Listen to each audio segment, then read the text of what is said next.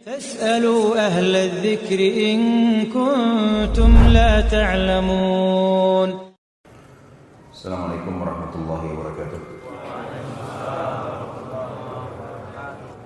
Alhamdulillah, puja dan puji kita kehadirat Allah Subhanahu wa Ta'ala, Zat yang paling pantas untuk dipuji, dicintai, dihormati dan ditunduki. Zat yang maha kuat, maha perkasa, maha bijaksana, tidak beranak dan tidak diperanakkan. Zat yang telah menggantungkan segala kebutuhan kita dengan kalimat mulia, Alhamdulillah. Maka sangat wajar kalau kita selalu mengucapkan kalimat yang mulia ini.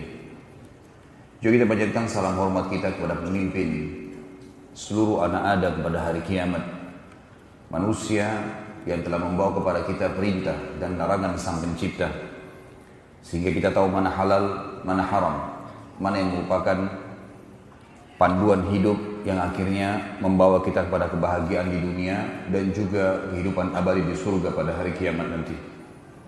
Manusia yang telah diberikan salam hormat langsung oleh Sang Pencipta bersama malaikatnya, maka sangat wajar sebagai pengikut yang setia kalau kita selalu mengatakan dan mengucapkan salawat dan taslim kepada Nabi besar Muhammad sallallahu wa ala alihi wa sahbihi wasallam.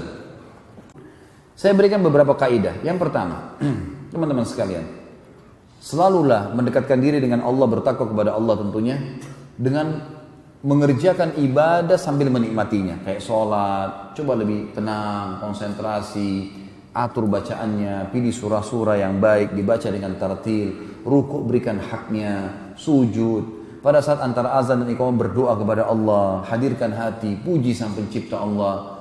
Wahai Zat yang telah mengizinkan aku mengangkat kedua telapak tanganku, Zat yang melihatku, Zat yang mengizinkan darah mengalir di urat-urat sarafku, Zat yang telah menempelkan kulit di tulangku, yang menempelkan kulit di dagingku dan otot-ototku, serta yang melekatkan otot-ototku pada tulangku, yang mengisi tulang-tulangku dengan sumsum, yang mengizinkan aku mengucapkan kalimat-kalimat yang mulia ini. Aku memujimu sebagaimana kau layak dipuji Sang Penciptaku. Aku memujimu, aku membacakan salawat pada Nabi Muhammad SAW. Lalu kemudian kita masuk, ya Allah, sembuhkan penyakitku, mudahkan urusanku, istiqomahkan, dan seterusnya. Biasakan berdoa, berzikir dengan tenang.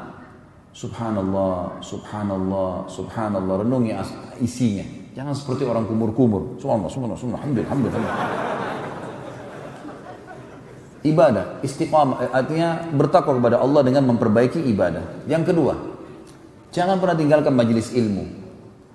Ilmu, teman-teman, yang membuat, sekarang saya tanya, jujur jawab apa adanya, bukan karena saya, siapapun yang hadir, teman-teman. Kalau seseorang dai datang menyampaikan sesuai dengan Al-Quran dan Sunnah, demi Allah iman antum bertambah. Gak mungkin tidak. Sama gak imannya sebelum hadir dengan sudah hadir? Hah? Beda, pasti beda. Karena yang kita dapatkan memang wahyu, dan targetnya memang mengubah, menambah keimanan. Maka majelis ilmu harus, teman-teman, tidak bisa tidak. Gak boleh ada hari tanpa ilmu ini. Yang ketiga, atur sebuah kaidah penting. Dalam jiwa kita ada hal yang berpengaruh, perasaan dan akal. Perasaan dan akal. Jadikan perasaan antum tunduk dengan akal. Jadi gini, misal perasaan antum ingin sekali makan bakso tapi di Jawa Timur. Perasaannya begitu. Hadirkan perasaan itu dengan akal. Fikir. Nanti akal itu fungsinya, teman-teman. Kalau kita hadirkan sesuatu dengan akal, kita coba fikirkan, akal itu akan memberikan banyak opsi. Tapi jauh. Biayanya, waktunya. Udahlah, makan bakso di sini aja di Balikpapan. Akal akan biar begitu. Lalu akal dikontrol oleh syariat. Jadi perasaan ditundukkan dengan akal, dikontrol dengan akal. Setiap ada perasaan apapun, kontrol dengan akal. Nanti akal majukan ke syariat. Seseorang anaknya meninggal, perasaannya sedih. Hadapkan itu dengan akal. Fikir, maka akal akan memberikan opsi. Ini sudah mati, mau nangis, mau teriak, nggak bisa hidup. Harusnya begini, harusnya begitu. Lalu akal dikontrol dengan syariat. Ini penting kaidahnya. Ini teman-teman, kalau antum jadikan prinsip hidup, akan sangat memecahkan banyak masalah. Kadang-kadang kita terbawa perasaan mengalahkan akal, mengalahkan syariat. Kita kalau dipanggil berjihad misalnya, perasaan kita mengatakan, aduh malam, gelap, nanti gini, nanti begitu. Akal. Tapi ini peluang, kapan lagi bisa terulang? Akal akan memberikan opsi. Hubungkan dengan syariat. Oh kalau saya mati, saya akan masuk surga tanpa hisab. Dan akan aman semua. Yang keempat, bentuk komunitas. Komunitas. Harus bersama dengan teman-teman yang sama.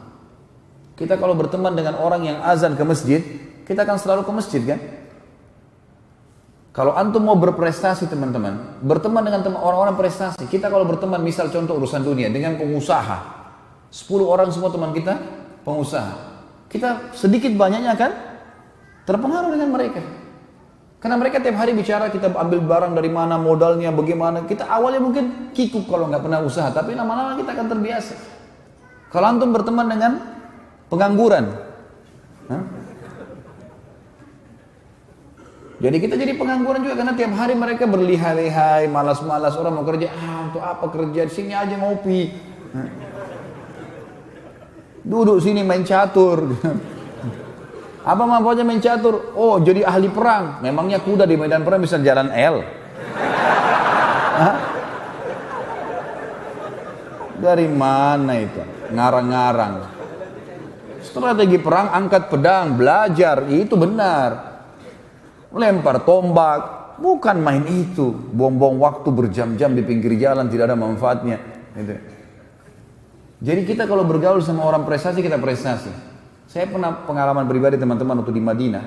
Saya usahakan teman-teman dekat saya orang yang prestasi. Saya bingung lihat teman saya dulu. Ada satu orang Somal, namanya Abdurrahman, Masya Allah. Beliau selesai S3 di Madinah. Selalu ranking 1, selalu lulus itu cum laude nomor 1. Dan dulu di Madinah itu kalau lulusnya mumtaz itu dapat uang 1.000 real dari kampus. Saya lihat orang ini, apa kelebihannya orang ini? Akhirnya saya lakukan 2 hal. Yang pertama, saya coba mau ikutin. Saya bilang sama dia, akhi, ba'da sholat, nanti habis sholat isya ke kamar saya mau hidangkan teh, kita duduk ngobrol-ngobrol. Dia bilang, ya taib, datang, karena dia kenal saya gitu. Di kamar ini saya sudah siapin teh, sudah siapin biskuit, dan saya siapin kertas sama pulpen mau nyatat. Dia mau bicara apa? Ini orangnya komplot nomor 1, pasti bicaranya ilmu terus gitu. Begitu masuk di kamar saya, 2 jam duduk bicaranya masalah nikah. Lah iya. Waktu itu kami masih bujang. Nanti kalau anak menikah sama ini perempuan begini, hak mubah bicara masalah hukum syariat, tapi 2 jam ini bicara. Saya pikir tadi mungkin kita kembali ke rujukan kitab ini, syekh ini, buku ini, tulisan begini di halaman sekian. Saya udah nggak ada tulisan. Tapi saya juga nggak ngorek, biarin aja. Besok saya undang lagi yang kedua kali. Sama lagi. Ini berarti orang ini biasa. Saya ubah sekarang. Saya coba ke kamarnya. Disambut sama dia, ahlan gini, cerita masalah negaranya. Nggak ada bicara masalah. Ini kita 14 mata pelajaran.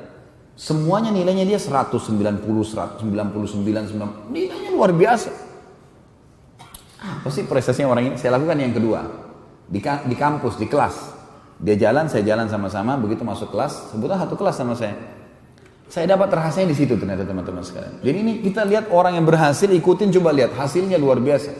Saya lihat di kelas, dia kalau masuk dosen, 5 dosen satu hari, dia duduk, dia ambil meja itu dia duduk di depan sekali.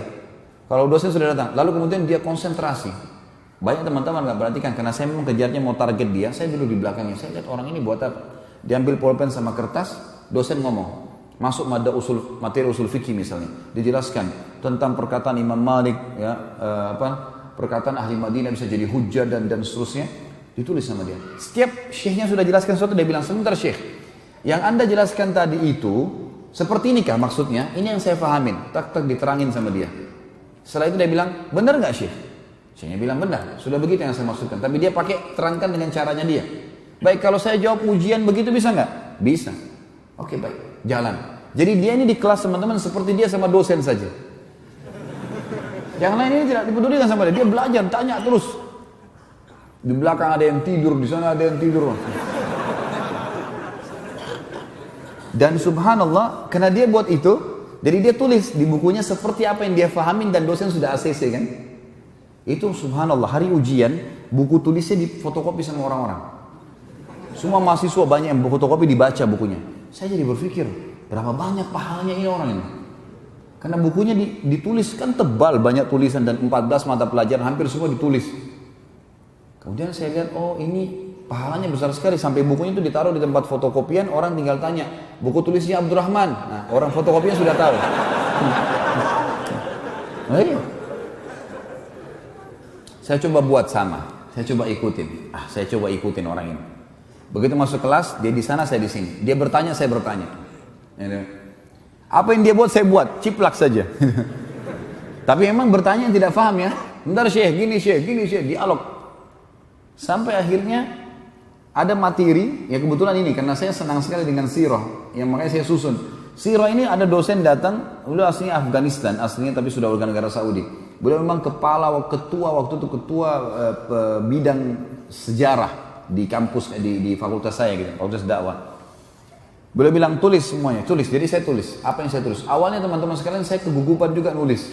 Jadi kadang-kadang masih berantakan. Sampai mungkin 3 bulan lah saya adaptasi. 3 bulan itu, alhamdulillah setelah 3 bulan saya bisa nulis ayatnya pakai tinta warna merah, tulisan umumnya pakai warna hitam. Gitu kan. Sudah rapi. Sampai waktu dosen itu mau ujian, dia bilang, karena dia datang cuma ngobrol aja masalah sejarah. Dia bilang sama teman-teman di kelas kampus, siapa yang nulis materi saya selama 1 periode ini?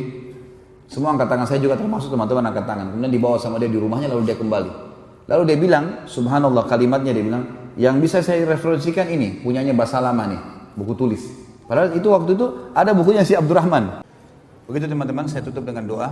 Semoga Allah subhanahu wa ta'ala memudahkan segala urusan kita di dunia dan di akhirat, dan semoga seluruh amal yang pernah kita kerjakan diterima olehnya. Semoga semua dosa yang pernah kita lakukan, kecil atau besar, tersembunyi ataupun terang-terangan, dimaafkan dan digantikan menjadi pahala dengan kemahamurahannya.